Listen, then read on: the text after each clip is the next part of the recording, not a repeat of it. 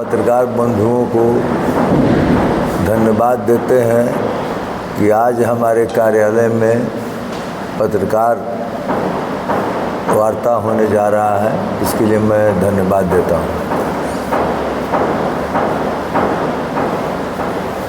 जन सुराज के सूत्रधार प्रशांत किशोर 11 मई को मुख्यमंत्री नीतीश कुमार के गांव कल्याण बिघा में जातीय जनगणना और भूमि सर्वे में अनियमितताओं के खिलाफ हस्ताक्षर अभियान की शुरुआत करेंगे।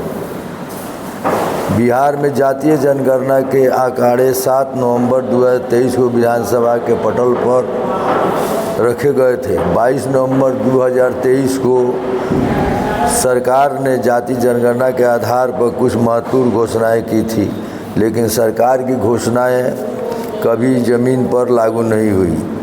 जन सुराज जातीय जनगणना रिपोर्ट में किए गए वादों और भूमि सर्वे हुई अनियमितताओं के खिलाफ सरकार से जवाब मांग रहा है।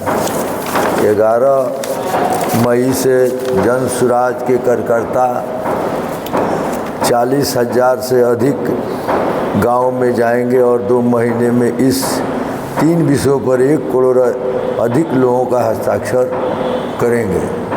11 जुलाई को मुख्यमंत्री और राज्यपाल से मिलकर ज्ञापन देंगे और इससे भी बात नहीं बनी तो चुनाव से पहले विधानसभा के अंतिम सत्र का घेराव किया जाएगा। अब गांव-गांव हम लोग जा रहे हैं, इस सारी बातों को हम लोग बता रहे हैं। स्थानीय स्तर पर सभी अधिकारी घूस ले रहे हैं। आप अंचल में जाएंगे तो बिना पैसा लिए अंचलाधिकारी एक दस्तखत तक नहीं करते हैं। थाना प्रभारी बिना चढ़ावा लिए किसी व्यक्ति का एफआईआर तक दर्ज नहीं करते हैं। जन सुराज सिर्फ नीतीश कुमार का घेराव करेगा या स्थानीय स्तर पर भी समस्याओं के समाधान के लिए लोगों की आवाज़ बनेगा? जब हम लोगों की सरकार बनेगी, ये सब भ्रष्टाचार जो है मिट जाएगा। कहीं भी कोई घूस का प्रावधान नहीं रहेगा। तो क्या हम लोगों को ये उम्मीद रखना चाहिए कि जब तक जन सुराज नहीं आता तब तक बिहार में भ्रष्टाचार ही झेलना पड़ेगा, या जन सुराज बिना सरकार आए भी भ्रष्टाचार के खिलाफ कोई कार्रवाई करें? नहीं, भ्रष्टाचार के खिलाफ हम लोग लड़ाई लड़ेंगे। हम लोग लड़ रहे हैं और लड़ेंगे भी कि भ्रष्टाचार को रोका जाए। लोगों को समझाया जा रहा है कि आप कहीं भी पैसा मत दीजिए। करेंगे और हमारे सभी कार्यकर्ता बिहार के गांव-गांव जाएंगे। अध्यक्ष जी ने आप लोगों को सब कुछ बताया। अब रही बात कि आप लोगों ने कुछ प्रश्न हम लोगों से पूछा कि भ्रष्टाचार अंचल में, तो इसका मूल आशय ये है कि 2000 इस जनगणना में ही सब समाहित है। 2023 के जनगणना में जो मुख्यमंत्री जी ने हो हल्ला करके पूरे देश में पहला राज्य था जहां 500 करोड़ रुपए सरकार ने खर्च करके जनगणना करवाया, और जनगणना कराने के बाद हमारे माननीय मुख्यमंत्री जी ये अपने ही मुलाजिमों के द्वारा जो जनगणना कराए वो सही कराए या गलत ये हम नहीं जानते हैं, लेकिन उसको सही भी मान लिया जाए तो उन्होंने माना कि 34% लोग बिहार के गरीबी हैं। यानी अगर पारिवारिक संख्या देखा जाए तो 94 लाख लोग होते हैं। तो उन्होंने कहा कि ये गरीबों में गरीब हैं, भुखमरी के शिकार हैं, तो इनको हम 2-2 लाख रुपए देंगे। कहाँ बोले? विधानसभा के पटल पर बोले। जैसे माननीय प्रधानमंत्री जी प्रधानमंत्री बनने के पहले कहे थे कि हम 15 लाख रुपए देंगे।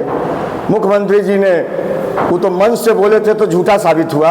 ये तो विधानसभा जहाँ से बिहार चलता है, बजट वहीं से बनता है और सारे खजानों का जो पैसा खर्च होता है उसी विधानसभा से पारित होता है। उसी विधानसभा में पारित किए 2-2 लाख रुपए देंगे और आज तक ये झूठा साबित हुआ है। हम लोग ये जानना चाहते हैं, हमारे नेता प्रशांत किशोर जी ये जानना चाहते हैं कि माननीय मुख्यमंत्री बतावें कि 2-2 लाख रुपए किसको मिले।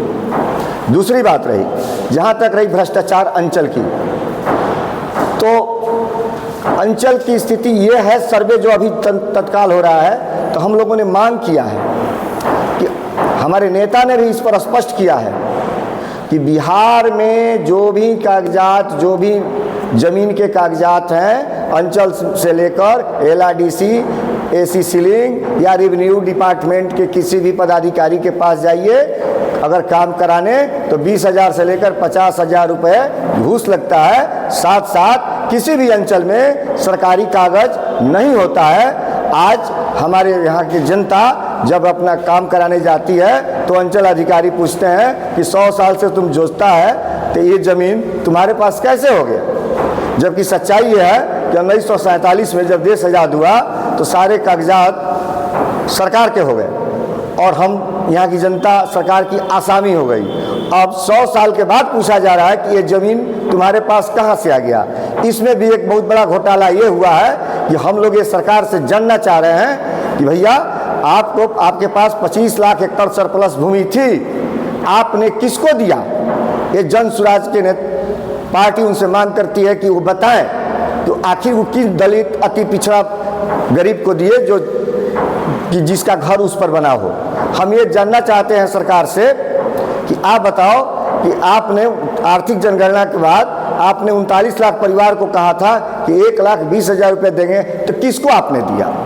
रही बात कि इन सारे भ्रष्टाचार के विरुद्ध, सारे अनियमितता के विरुद्ध हम लोगों का ये अभियान, हस्ताक्षर अभियान चलेगा और इन सारे मुद्दों को उसमें सम्मानित किया जाएगा और हम लोग राज्यपाल और मुख्यमंत्री को इसकी पहले सूचना देंगे कि आप विधानसभा में जो भी प्रस्ताव पारित किए हैं, जैसे उन्होंने 6 में कहा था कि हम दलित, अति पिछड़ा, दलित मिशन भी बनाए थे कि सबको 3-3 डिसमिल ज़मीन देंगे, तो उसमें हम लोगों ने माना है कि 25 लाख एकड़ ज़मीन जो सरकार के पास थी वो किसको दी गई? 10 लाख विनोबा भावे जी ने दान मांगकर 10 लाख एकड़ ज़मीन बिहार सरकार को दिया था, तो उस ज़मीन किस दलित, किस अति पिछड़े, किस भूमिहीन को दिया गया? यानी सब मिला दिया जाए तो 40 लाख एकड़ ज़मीन किसको दी गई? ये भी उसमें सम्मानित होगा। आज परिमार्जन मात्र 20% लोगों का हुआ, 80% लोग अंचल का दौरा कर रहे हैं और उनसे ये कहा जा रहा है कि 100 साल से ज़मीन तुम कैसे जोतते हो तो इसका पूरा पेपर दो। तो इस सब भ्रष्टाचार का मुद्दा है। 50,000, 40,000 में LRDC, CO, AC सीलिंग सारा बिका हुआ है रेवेन्यू डिपार्टमेंट का। तो इस सारे मुद्दा को लेकर हम लोग यह हस्ताक्षर करेंगे, उसके बाद राज्यपाल मुख्यमंत्री जी को देंगे। आज ज़रूरत पड़ेगी तो जैसे हमारे अध्यक्ष जी ने बताया कि हम लोग विधानसभा का घेराव भी करेंगे। ये तो ठीक है सर कि आप इन चीज़ों को लेकर करेंगे, लेकिन समस्या अभी जो है, जैसे कि अभी आप जिस चीज़ के खिलाफ जा रहे हैं वहाँ पे ये मैटर कम है कि ज़मीन 100 साल तक आपने जो दी एक अलग चीज़ है, लेकिन अधिकारी पैसा लेके किसी और का ज़मीन किसी और के नाम पे इस सर्वे में चढ़ा रहे हैं और जिससे अनियमितता बढ़ती जा रही है, तो उसको लेके जन सुराज और उसके जो कार्यकर्ता हैं या फिर आप हैं या आपके महामहिम हैं, उसके बारे में आपका क्या विचार और उसके लिए आप क्या करने? हम लोगों ने तो इस पर स्पष्ट, हमारे प्रणेता प्रशांत किशोर जी ने स्पष्ट कर दिया है, हम लोग भी स्पष्ट कर रहे हैं गाँव में जाकर कि अंचल की जो भी कागजात है उस सारी कागजात वहाँ से शून्य हो गई है। रजिस्टर 2 में ज़बरदस्त छेड़छाड़ हुआ है, गरीबों के ज़मीन के साथ धोखा हुआ है। अगर इसकी जांच हो जाए, हम लोगों के मेमोरेंडम में रहेगा, तो देश का सबसे बड़ा घोटाला ज़मीन में अगर हुआ है तो बिहार में हुआ है। अगर इसको विश्व लेवल पर देखा जाएगा तो सबसे बड़ा घोटाला नीतीश जी के राज में इसी पर हुआ है और इसी सब को लेकर ये हमारा आंदोलन है। हम तो सचिंद्र कुमार पांडे मेरा नाम हुआ, मैं संगठन महासचिव पश्चिम चंपारण। अच्छा सर, एक सवाल है कि मुख्यमंत्री नीतीश कुमार के पैतृक गांव से 11 अप्रैल को जन सुराज हस्ताक्षर अभियान शुरू कर रही है, आखिर उन्हीं के गांव से क्यों? बिहार में कहीं से भी शुरू किया जा सकता है। इसलिए कि मुख्यमंत्री जी ने जो विधानसभा में घोषणा की है कि 94 लाख लोगों को 2-2 लाख देंगे, नहीं दिए। 39 लाख परिवार को अतिरिक्त इंदिरा आवास का 1,20,000 रुपये देंगे, वो बिहार के लोगों को उन्होंने नहीं दिया। 3-3 डिसमिल ज़मीन सारे लोगों को देंगे जो मैंने ज़मीन के अभाव में जिनकी घर नहीं है, तो बिहार के लोगों को तो नहीं दिया। गरीबों को किसी तरह का अंचल में आज 100 साल से लोग जोत रहे हैं तो उनसे कागज़ मांगा जा रहा है यानी उनके साथ पूरा लूट खसोट का अड्डा बना हुआ है, भ्रष्टाचार का अड्डा बना हुआ है रेवेन्यू डिपार्टमेंट, तो हो सकता है कि पूरे बिहार में मुख्यमंत्री जी नहीं दिए हों, अपने गांव में तो कम से कम दिए होंगे। तो हमारे नेता उन्हीं के गांव में जाएंगे, वहाँ के दलित और अति पिछड़े भाई से पूछेंगे कि भैया तुमको 3 डिसमिल ज़मीन मिला। वहाँ के गरीब लोगों से पूछेंगे कि तुम जब जातीय जनगणना के बाद जब 2 लाख रुपए की बात मुख्यमंत्री जी विधानसभा में बोले थे तो तुमको मिला। वहाँ के लोगों से पूछेंगे कि क्या तुम्हारा दाखिल खारिज परिमार्जन हुआ, जबकि पूरे बिहार में मात्र 20% लोगों का ही परिमार्जन हुआ है, 80% लोगों का परिमार्जन ये भ्रष्ट रेवेन्यू डिपार्टमेंट नहीं किया है और इधर से उधर जमीन करके लोगों को लड़वा रहा है। 60% केस आज जो भी कचहरी में है सिर्फ भूमि विवाद का है। तो हम लोग ये देखना चाहते हैं हमारे नेता कि कम से कम मुख्यमंत्री जी के यहाँ तो उनके इतने 20 वर्षों के शासनकाल में अपने यहाँ तो कम से कम सही किए होंगे। इसमें पक्ष विपक्ष सबका सहयोग लेकर मुख्यमंत्री रहे हैं, इनमें सारी पार्टियां सम्मिलित है। इसीलिए हमारे नेता वहाँ के लोगों के यहाँ जाएंगे, अगर लोग बता देंगे कि उनको नहीं मिला है तो हमारे नेता वहीं से हस्ताक्षर अभियान शुरू करेंगे। ऐसी बात नहीं है।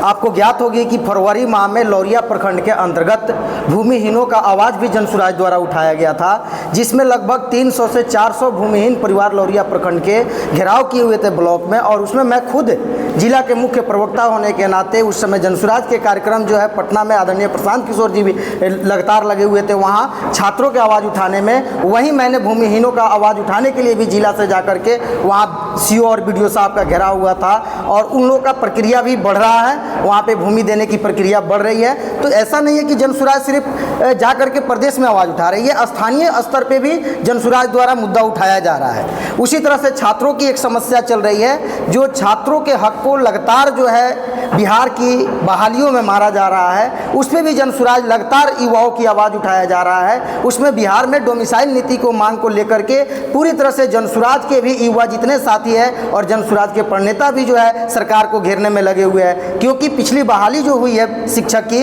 आप लोगों की ज्ञात होगी कि उसमें लगभग 40,000 जो है दूसरे राज्यों के अभ्यर्थी आकर के यहाँ नौकरी कर रहे हैं। वहीं हमारे बिहार के युवा साथी जाते हैं दूसरे राज्यों में नौकरी लेने के लिए तो वहाँ पीट कर भगाया जाता है। आपके सामने आया था वीडियो, यहाँ बंगाल से पीट के हमारे छात्रों को भगाया जाता है। यहाँ झारखंड हमारी पड़ोसी राज्य जो है डोमिसाइल लागू कर देती है, उत्तर प्रदेश लोकल लैंग्वेज मांग देती है, लेकिन बिहार सरकार पिटारा खोल कर बैठी हुई है। यहाँ अभी ITI में बहाली हुई, उसमें लगभग जो है लड़कियों की जो सिलेक्शन हुआ है 75 लड़कियों में 70 लड़कियां दूसरे राज्य की आई हुई है, तो बिहार की बच्चियां कहाँ जाएगी। तो इसलिए सरकार से हम लोग का मांग भी लगता रहा है कि बिहार में डोमिसाइल नीति होनी चाहिए और बिहार के छात्राओं को बिहार में हक मिलनी चाहिए। इसलिए युवाओं की आवाज़ भी जनसुराज उठा रही है। जो भी समस्याएं आपके द्वारा जो बताई जा रही है तो हस्ताक्षर अभियान के अंतर्गत इन सब समस्याओं को भी उजागर किया। निश्चित आपको पता होनी चाहिए कि हम लोग सिर्फ इतना ही नहीं, आपकी स्वास्थ्य व्यवस्था की बात कर ले तो बेतिया हॉस्पिटल में भी जो है दलालों की अड्डा बना हुआ है। उसमें भी पिछले 3 मंथ पहले एक लेडीज का ऑपरेशन नहीं हो रहा था तो जनसुराज द्वारा आवाज़ उठाया गया था। आपके ही मीडिया साथी लोगों ने जब रात्रि 8 बजे पहुंचते हैं तो वहीं डॉक्टर जो सुबह 8 बजे से उस लेडीज का सुध नहीं लिया गया था, उस गरीब परिवार का जो नरकटियागंज से रेफर हुई थी और सुबह 8 बजे से यहाँ रात्रि 8 बज गया था, लेकिन किसी डॉक्टर ने सुध नहीं लिया था, ऑपरेशन नहीं किया था। उस लेडी के पेट में बच्चा मरा हुआ था, लेकिन जनसुराज ने जब आवाज़ उठाया और मीडिया साथी लोग पहुंचे तो वहीं डॉक्टर ने 9 बजे रात को ऑपरेशन करके उस लेडी का जान बचाया। अगर वहाँ पे कोई पब्लिक अगर हमें जानकारी नहीं देती, जनसुराज को जानकारी नहीं देती तो लेडी का जान चला जाता, उस परिवार को कोई पूछने वाला नहीं होता। तो वह तो कर्तव्य था कि यहाँ के स्थानीय सांसद और विधायक का कि जिनके घर से 200 किलोमीटर की दूरी पे सदर हॉस्पिटल है, गवर्नमेंट मेडिकल कॉलेज, उस मेडिकल कॉलेज में वह जाकर शुद्ध नहीं ले रहे कि हमारी जनता की इलाज कैसी हो रही है। तो ये तो दुर्भाग्य है चंपारण वासियों का और बिहार का भी हालात सेम है।